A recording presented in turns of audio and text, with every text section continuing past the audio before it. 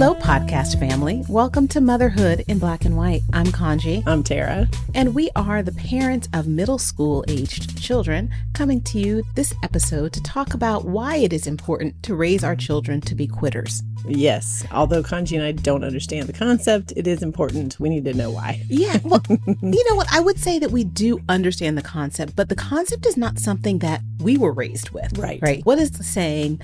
Quitters never win. And winners never quit. Winners never quit. And there's a part of society that really encourages people, not just children, but people just to kind of keep on pressing on, right? And going Gutting it out. Yeah. And sometimes when we do that, what ends up happening is we damage ourselves. I know that, Tara, you know this story. Back in 2006, I ran my first and only marathon. Mm-hmm. And there's a reason that they say that running a marathon is a once-in-a-lifetime experience. Should only be done once. And I honored that. I said, this is something that I'm going to train for. It is something that I'm going to do. And I was ready. I had worked for it. I had trained pretty regularly with the Hal Higdon method. Mm-hmm. You know, you're a runner. Did you ever do the Very popular, yes. Hal Higdon. So it was like every single day, according to his plan, there were a certain number of miles or minutes I was supposed to run to train for it. And on the day of the marathon, around mile 18, my body started breaking down. And I had that mantra in my head that we as Americans kind of say, and we recognize it's winners never quit. Mm-hmm. Winners never quit. Mm-hmm. And so I kind of dealt with the pain and I kept on going. And that was a terrible decision because I injured my body so badly. And haven't really run since then. That was the end of my running career. Yeah, I remember you telling me that story, that it hurt you bad enough that you just never really went back to it. Yeah, and I think for me, it was that mentality that I was raised with. It's you just press on. You keep going through the pain. You find a way to just keep continuing and staying focused on what you started. And a few podcast episodes back, we talked about how my son Roman, who was in 8th grade, had just started his football career. Mm-hmm. And one of the things that he had to do with football practice is wake up at 6 a.m. for before school practice sessions. And anyone who knows Roman and anyone who knows anything about Roman knows that Roman's not an early bird. Right. You've seen, I know. Terry, you've been at my house at 2 p.m. and the boy is just rising. It's true. He doesn't rise with the early sun. He rises with the sunset. Yeah, he misses half the day. Yeah. And so when we were talking on the podcast episode a few episodes back about how he really wanted to quit football and didn't want to continue because he didn't like getting up early. Right. There are some other stories that happened during football practice that we could talk about why he ultimately ended up quitting. Mm-hmm. Mm-hmm. But very good reason. Very good reason. Very solid reason. You know, but sometimes our kids, like when the going gets tough, sometimes kids are like, I'm going to quit. Right. I don't like this. I don't want to do this. I want to have this conversation with you today, Tara, about like how we can start to recognize when it's okay to give our children permission to quit and what are the things that we really should kind of start instilling in them if we change that mentality and mindset from winners never quit to come to something and understanding that, yeah, there are times when it's okay to quit and there are times when you actually really should quit. Right. Absolutely. And I don't know if I have the secret sauce for this. So I think this will be a good conversation. Maybe we'll figure it out together. Yeah. So if Gage wants to do an activity, has there been an activity that he started that he wanted to quit and kind of you had a conversation around that? Yes. Gage has typically wanted to quit any activity he started. I mean, this is obviously, it's a little different now, but when he was little, it was tough. You know, he was like, oh, I want to try it. And then he tried one time, like, I'm good. You know, so we had some conversations about commitment and especially around sports when he was playing team sports and like, hey, if you're going to do it, you've signed up for a season. Your teammates are counting on you, so you have to commit to the season. And then we would revisit, you know, after each season. So I tried to kind of take him through what short-term commitments look like and what it means to show up if you're going to sign up for something. So we've had those conversations. There's been times where I don't know if I got it right, where I was like, you have to do something. And I kind of force his hand into some activity of some sort. And so I think we've done it both ways.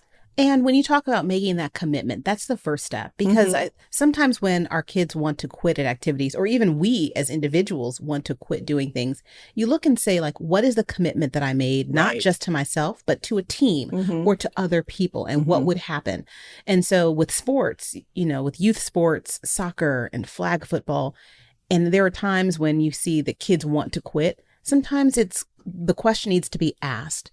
should we reevaluate this after the season? Mm-hmm. You know, Mm-hmm. you've made a commitment to a team, you've made a commitment to this activity and this time-bound activity. So let's just finish it out Mm-hmm. and then reevaluate it. Is that kind of something that you and Jason, your partner, have done with Gage? That is something we've done. And I guess I'm curious. We think about it in terms of the commitment we made at the beginning of the season. There's multiple commitments, right? So we paid money for you to do it, and it's not cheap. And you've signed up to do it with a team, and they've given you a spot that could have gone to somebody else that could be here for the whole season. So we talk about that. Like, you're taking a spot that you signed up for. But there have been times too where we've talked it through. We're like, yeah, we made this commitment, but there's been one activity I remember that he signed up for. He made the commitment. We really pushed him to stick with it. But it was really clear that he just did not enjoy it. Like, it was really doing him more harm than good to keep pushing him to go. We were fighting every time. It was just a lot. And so we have made the decision before to bow out. But when we've made that decision, we've all sat down together and been like, we're going to let you do this, but we want to talk through the repercussions of it. We want to make sure you understand what's happening. So this is what we need to think about when we go to sign up for things, when we go to make commitments. So it's like a conversation on both sides. Yeah. And that seems like it's really healthy, especially for our kids, because it starts to give them agency over their activities and their choices. And there is this mental health aspect about what happens when you start to let kids have that choice in what activities they're going to be a part of. Right. We also talk a lot about how we frame our parenting experience, and then the other side of the coin, that flip side of the coin, looking back and saying, like, were we ever given choices in some of the activities we participated in? And is it because of how we were raised that we impart those same decisions on our kids? So did you have choices in kind of like the activities that you were involved in when you were growing up? I think I had I don't know if it's a unique experience, but my experience was more like my parents weren't present enough to get me involved in activities. So I didn't really participate in anything until I got into middle school and high school. And that's because I signed up for it and I made the commitments myself. So I think with Gage, especially when he was little, I overcompensated and put him in like a whole bunch of activities because I always wanted to be in you know what I mean? Yeah. So I feel like we overcompensated a little bit when he was little, and we had to learn that lesson ourselves. Just because I wanted it, or it doesn't mean he wants it. Yeah. So we've had to learn that ourselves. Yeah. And I thank you for sharing that. I think that a lot of us as parents, especially, you look at what options are available. We've overscheduled our kids from a very early age. And earlier in our conversation, Tara, you said, you got to do something. Yeah, you got to do something. And I'm like, well, does he? I don't know. And I think that's kind of where we are. Think about it like on the weekends or even at the beginning of the pandemic when we weren't really doing anything. Right. And how hard it was for us as parents and as people to adjust to doing nothing. Right. But the freedom kind of that comes with doing nothing. And another topic that you and I were talking about discussing was how to do nothing. How to do nothing. And we decided to abandon that because I was like, we are terrible role models. I don't know how to do that at all. How can we? We'll have to think about that one. I said, I can't talk about it because I'm someone who, if I'm doing nothing, if I'm quote unquote resting or relaxing, I feel as though something isn't getting done. I have feelings about it for sure. Yeah. And so with my son, kind of the same thing. I'm like, you're wasting your life. You have to do something. Yeah. Where does that come from? I don't know. Do you know where it comes from for you? I think it just comes from the fact that, and I talk about my own childhood, I was always doing something. I was an overscheduled child. Like we always had something to do and things to do. And every weekend was filled with activities and actions and stuff. And we were always doing stuff. And so when I look at my son, who's an only child, who's okay just doing nothing, I kind of look at him like, where did you come from? That's interesting. I think mine's probably the opposite. We didn't really do much. I was left up to my own devices most of the time. And I think I wish I had more opportunities to do things and learn things. And I think mine comes from, I saw kids that had passions early on, and I didn't really have the opportunity for some of that. And I want Gage to like get into something. Like I really want him to be into something. And I feel like I've tried to force that issue a little bit too much, trying to rush him into picking something. What is that? I don't know. I feel like I was always trying to rush him into something. I wanted him to be really good at something really early on, and he's not interested in that, as it turns out. Tara, you are speaking to my soul right now. You know, because we saw King Richard, the film about Richard Williams, Venus and Serena's father, and he had this a vision of what he wanted his kids to do. And they also kind of bought into that vision at a very early age. And I see that with so many kids. You talk to kids who might be 7, 8, 9 years old and say, I want to be a pilot when I grow up. And everything about their life is aviation stuff, right? You talk to people and they say, oh, I've known since I was 6 years old I was going to be a doctor. I've known since I was 11 years old I was going to be a construction manager. Some kids just know. And some parents have put them in activities and they kind of have found their passion from that. And like you, one of the things that we tried to do is expose Roman to everything. And when I say everything, Tara, ma'am, listen. Yes. So we went back and kind of took inventory of all of the things and the activities that our 13-year-old has done in his very short life. I mean, this child has done soccer and flag football and basketball and keyboard lessons, clarinet, of course, we know bassoon. Right. Yes. And then he plays, he does musical theater, vocal lessons, dance lessons, and he has done all of these things. Oh, I'm sorry, karate and jujitsu. Of course. Twice, because he did it when he was 4 and then he retired and he got back into it when he was like 11 or 12. And so there are all these things and we were like, yes, do it, make these commitments.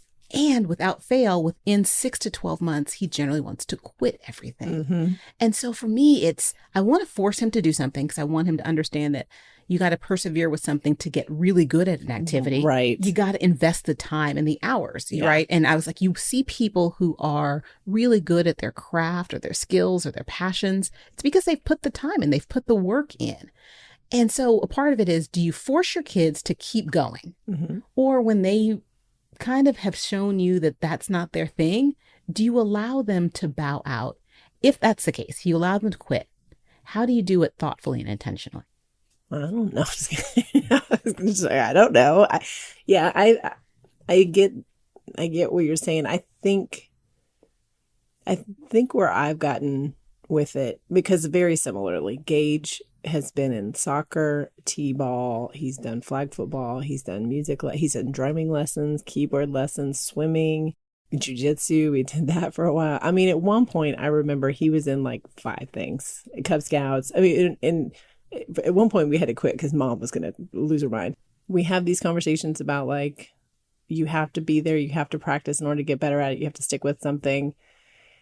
Where I've kind of gotten with it is, I just want him to be a kid, you know, nothing that I can see just watching him do all these things or try all these things. Like, I haven't seen anything be, you know, a fire that got lit for him. It's really just some fun activities to try out and be exposed to. And so when we've let him kind of roll back and take a break from things, we've just had that conversation with each other too. You know, Jason and I are like, okay, listen, obviously he's not going to be the next, you know, name a famous sports person, right? He's not going to be, it's not his jam. And so if he doesn't want to play the season, great. He doesn't have to play this season. And so I think we had to get real thoughtful about letting him lead us as opposed to trying to force something on him. And I've been pleasantly surprised as he's gotten into middle school to see that he is interested in things, you know. And that's the other thing too, is that you see the things that they're interested in, but they're not the things I want him to be. You know what I mean? Like, you're like, oh, he's into YouTube and video games. And I'm like, not that. So how do you stop yourself when the things that he does enjoy doing, the things that he is passionate about or expressing interest in, are things that you kind of wish he didn't? I mean, we just kind of had to keep our mouths shut about it and encourage what he is interested in and ask him questions about what he is interested in. Yeah. And it's taken us a few years to get better at it. I'll be honest, I think the pandemic helped because we were all sort of forced to stop and really like talk to each other just about what was really happening as opposed to like just running from one thing to the next. I think it really helped us. Yeah. How do we balance teaching our kids the power of perseverance and that effort matters with this other school of thought about letting the kids kind of determine what they want to do and have agency over their body and their decisions, right? Yeah. Like, and I think for me, that's what I've had the most difficult time trying to figure out and impart on my son. It's like, how do you let a kid figure out what he wants to do or what she or they want to do when you kind of want to guide them in a certain direction? Yeah, yeah. And if they aren't going down that path, how do you let them know that they're wrong? I think where I've gotten with it is I had to do two things. What was I really trying to accomplish? And I think some of what I was trying to accomplish was making sure he was active, right? And balanced.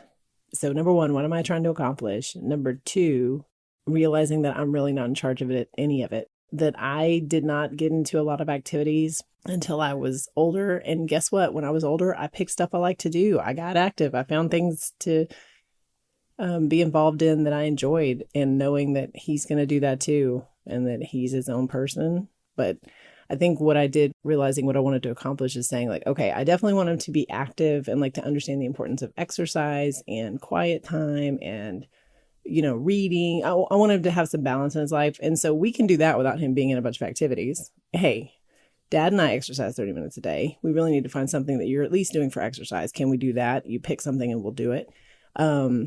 Let's cut back on TV. We don't need to watch TV all the time. Make sure you're reading books, make sure you're drawing, make sure you're doing some other things, even if it's just the house. And so once I kind of got my mind around that, I'm like, I think that's what I was trying to do with all those activities, is like make sure he was doing more than just sitting on the couch watching TV. So we can solve that problem without a bunch of activities. And then I just kind of let him do his thing. Like, he's his own person, and I don't know what he's going to do when he gets older. So me trying to force the issue now is just making everybody mad. Yeah. So just back off. Just let him do it. But when he was younger, do you think that your responsibility was to expose him to as many things as possible and then kind of see what stuck? Yeah, I think so. Yeah. I think there's a way to do it. Like, Yeah. I don't know if you feel like this, but we went overboard. We overcompensated in a big way. But yeah, I don't regret that. I don't regret him trying a bunch of different things. I think that's okay. So if you had this magic time machine and you could go back Yes. and do it differently, how would you have done it differently with exposing him to things? I would space things out and not do everything at the same time, because that made all of us upset. You mean he didn't have to do baseball and Cub Scouts and swimming And all in the same keyboard. month? Yeah, that's in the right. same month. Yeah, something every night of the week. Yes, I would not do that. I would space it out. And I'd probably let him quit a few things earlier than I did. There was a few things that I drug on a little bit longer than we needed to. Yeah. So talking about like, how do we determine, or how can we find out when it is the right time for our kids to quit an activity, or when we should listen to them and let them quit? How did you know when it was time for Gage to kind of move on from some activities that he was involved in? It was causing problems in our relationship. Tell me more. I mean, just like every time we had to suit up for a practice or a game, we were fighting. We were mad at each other. We mad at each other all the way there, mad at each other all the way back. And I was like, you know what? I'm just making this worse. He obviously doesn't want to go. It's causing a problem between he and I. So let's talk about it. One of the challenges I have with Roman, and I've had this kind of since he was really young, is that he doesn't like getting up and going somewhere. Right. He doesn't, he likes to just kind of mull around and sleep in and not do it, and he complains about it. Yeah. However, when he gets to the place or he's doing the thing, his attitude changes. Yes. And so while there were times when we were trying to get him, maybe he would say he didn't want to do soccer practice or soccer games. When he got there, he would have fun and he would enjoy himself. So I had this question, and I've always wondered, like, do I listen to this, oh, I don't want to, or do you kind of push him through and make him kind of go about it and hope that things change, right? Well, I think that's the difference. So right now, Gage is still like that. When it's time to get dressed for his scout meetings, he's crabby, right? He doesn't want to put on the uniform. He want to go. But every time we go, he goes and he has a great time. And we come home, it's great. What was happening in those scenarios where I let him quit was it was not getting better. Like, I was having to drag him out of the house. He was a jerk on the way there. He was a jerk during practice to him, me, and his friends. He was a jerk all the way home. So I was like, okay. So for me, I could see the difference. Yeah. And if he was really enjoying the activity, then I continued to push it. But if it was just a fight from start to finish, then I was like, we're out. Absolutely. So I think the takeaway is kind of, you just got to know your kid. Yes. You have to know your kid and kind of how they are operating and to listen to what they're saying and how they're saying it. Yeah. Yeah. Does that make sense? Absolutely. Yeah. And again, like for me, there are things that Roman typically after 6 months to a year, he wants to quit or move on. And right now he's really into musical theater and acting and vocal lessons. And that's kind of what he wants to do, to the point where, and we can probably talk about this more a few months from now, girl. You know, he wants to go to a performing arts magnet school for high school. Right. And what that would mean is getting him in a situation where we potentially would have to move because we would have to be zoned in that performing arts high school zip code, I think it is. But also, it's kind of like putting all of your eggs in one basket. Right. Because if he starts going to this school, what happens if in 10th grade he decides that's not what he wants to do anymore? Yeah. And you're already there, you're already in it. Or is the better course of action kind of just to do a more general high school education? And then if he wants to kind of get into something and stick with performing arts, he can do that after he graduates from high school. Are you guys setting limit? I mean, you've had some experience with Roman, so you know, like we're like at month 7. Let's see how it goes. Like, are you setting limits in that way? Like, how do you set those limits and say, we can't just move, but we can see what else is going to happen? Well, with this particular situation, it is a magnet school, so you have to apply to get in. So we do have that. And we are just going to keep him focused right now for the next 3 or 4 months until he has the auditions. And again, like I said, we're at month 7, like you. So he's still in it, and he's done. Usually when it gets to about a year is when sometimes he reassesses and is like, this isn't for me.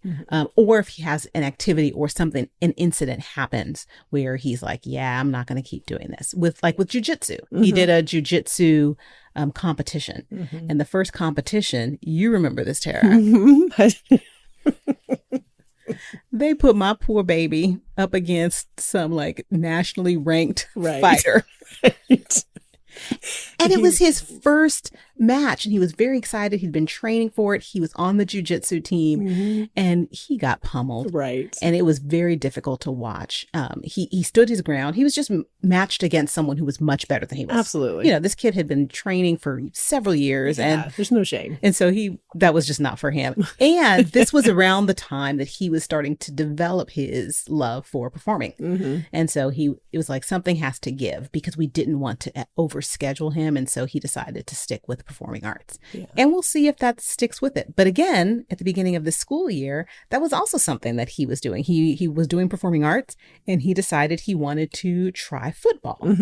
And just to let our podcast family know what happened with our son in his football career, he had been playing football for about a week of just practicing the very first week of school, and he suffered a really devastating traumatic injury in football practice. So I got that terrifying phone call that we as mothers hate to get it, and it's letting me know the coach called and said, we think that he broke or injured his wrist.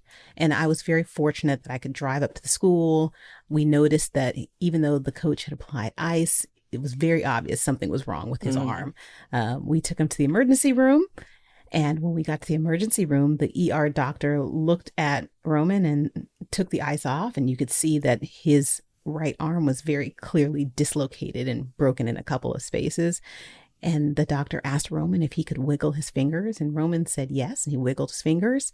And the doctor asked if Roman could wiggle the fingers on his left hand, and Roman said, yeah, my left hand is fine. And the doctor looked and said, nope, that arm is broken too. Oh my God. I will never forget that text. Yes, because I texted you from the hospital. Yeah. I got a terrifying second mom text. I'm like, what do I do? Where do I go? And so after playing football for 5 days, he suffered the traumatic injury and had 2 broken arms at the same time. And when he got home from the hospital that day, he did say, Mom, I'm not playing football ever again. Oh, fair. That is one instance where you go, That's cool. We will quit. We will quit football. We will quit, and we co-sign that. That's right. Absolutely. That's right. So again, there are some situations with kids when we know that it is the right time to quit. And fortunately, let me go ahead and just close the loop on this story. He has gone to his orthopedic doctor every week. He is healed wonderfully. Kids are resilient. Their bones are able to regenerate themselves in ways that ours can't. Because if I were to break an arm now, Tara, I don't think I would ever have use of that arm again. I know it worries me for sure. So thank God for these kids and these elastic bones. But shout out to Roman's classmates who helped him the last month or so getting around school, taking notes for him in class. Everyone knows who he is at the school because he was the kid with 2 broken arms, and he is healing. And again, he has retired from football because we say this. I said, if that's the injury that happened to you at practice with your friends, what would have happened if you were in a game? Oh my God. That might be a conversation for another day when we have like a parent of an athlete joining us and talk to us kind of like about how they deal with having their kid in a full contact sport and what that means. So yeah, because Gage wants to play, and then I got that text and I was like, you know what, we need to talk about this. Oh, so do you think you and Jason would let him play 7th grade football? If he wants to, we will. If he still wants to, next year we will. Okay. Now that was the I'm not avenue. happy about it, but see, and remember, that was the avenue I went down. I said, Roman wanted to play football. I was like, it's 9 weeks. He is. Give it a shot. Give it a shot. And I was like, it's practice. He's going to be okay. He wouldn't be playing like wide receiver or quarterback. He'd be a lineman. Yep. And 5 days into practice, this is what happened. I know. That's a whole other podcast episode of my terror. Oh, that episode could go on for hours. Oh, yeah. We talk about like, how do we keep our kids safe when they want to do these activities? Yes. And when do we start to say, yes, this is an activity you can do? And what would happen if our kids want to do activities maybe that we not only don't see for them, but we don't perceive as maybe being safe for them? Right. What about parents whose kids are doing youth pilot and getting piloting licenses? Oh my God. Yeah. People are letting their kids do that? Absolutely. Oh my gosh. That's so hard. There's so many activities that our kids can do where there can be danger or there can be areas for them to hurt themselves or harm themselves or that not work out the way that we as parents would want them to. Again, there are things like I look at our sons and who like watching YouTube and playing video games. And I was like, why would you waste your time doing that? And then you look at digital or content creators that are doing this for a living and make very good incomes and are learning skill sets. So it's saying, well, maybe that's what his path is going to be, is to go down that road and maybe do this for a living. So who am I to, in my limited view, say no? It's true. It's absolutely true. Yeah. I think that's one of the things that I have to check myself on all the time is like, I just don't know. We don't know. I just don't know. And I want him to have experiences. So you're going to let your kid just watch all the YouTube in the world? I mean, he already does. I think he has seen all of YouTube at this point. It's like we watch YouTube until the end. Well, when Roman was recovering from his broken arms, we did watch the end of Netflix. Oh yeah, you got to all the way to the end and back. See the horizon. Definitely. But as we get ready to wrap up, so we do know that Roman did quit football, and we supported it. And if he decides that right now his love of all things performing arts, if he decides that that's not for him, as long as he has a chance to reflect and assess why he's participating and continuing an activity, if he decides to quit that activity, you got to be on board with it. I think you're right. I think you're absolutely right. I think at this point, especially in these preteen years, it's really important to let them have some autonomy over those choices. Yeah. So if anyone asks if I'm raising a quitter, I will absolutely happily say, yes, I am. 100%. Yes. And we will try to avoid that phrase, winners never quit, because that's not true. As long as you are in the game, or as long as you're participating or doing something that brings you joy, and you are trying to find your passion and your meaning and the reason why you are on this planet, then you are a winner. I can't end it any better than that. You are a winner. It's so funny because you're nodding your head. I'm on board. I was like, our podcast family can't see you nodding, Tara. Podcast family, I'm on board with whatever Kaanji says always. You are a winner. We are all winners. And with that being said, we are going to sign off for this episode, understanding that it is okay to let your kids involve themselves in the activities that they like and they love, and really, really listen and lean in to those conversations with your kids if they do want to quit an activity, and find out kind of like why. And at the end of the day, realize that we are all just doing the best we can. With that being said, Tara and I are going to sign off this week. We will be back next week for another new episode of Motherhood in Black and White. Same time, same place. Take good care, podcast family.